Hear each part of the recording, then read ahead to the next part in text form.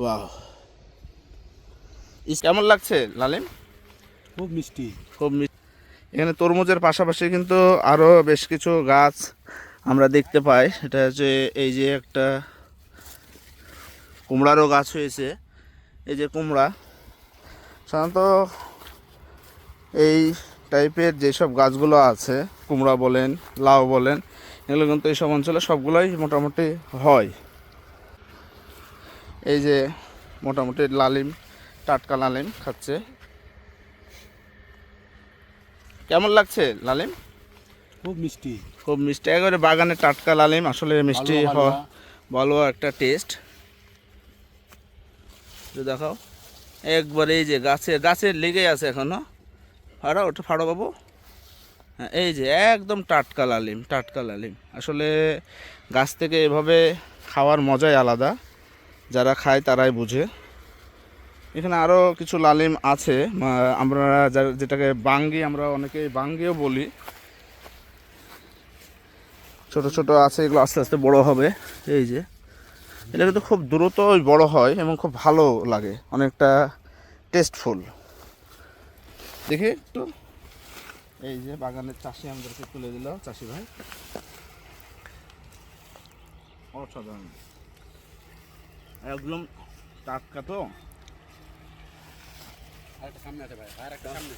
টাটকা লালিমের মজা আলাদা। আরেকটা ওখানে পাকা।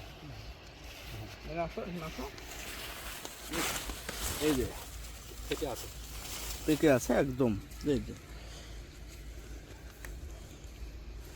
এখানে টাটকা ফেটে গেছে, একবার গাছের লালিম তো। ওয়াও,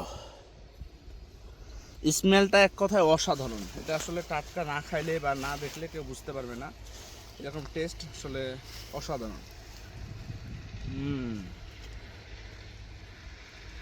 গাছগুলো দেখাও।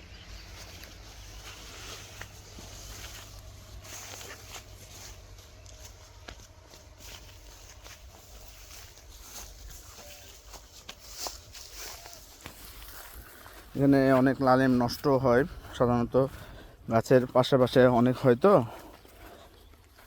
দু একটা থেকেই যায়। কিছুদিন আগে এগুলোতে তোলাও হয়েছে। তারপরে যারা যারা আপনারা দেখছেন, দেখেই বুঝতে পারছেন যে গাছের এখানে কত কিছু আছে।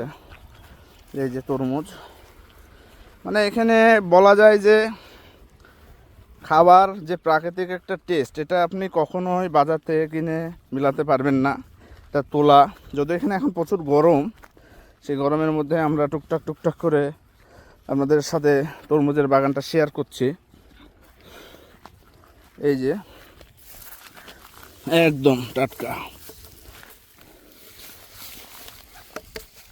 মানে দেখেই একটা আলাদা সুন্দর লাগছে। বাইরে থেকে একটা কাঁচার যে ঘ্রাণ, সেটা পাওয়া যাচ্ছে। এটা সাধারণত অন্য বাজারে বা কেনার পরে এরকম পাওয়া যায় না।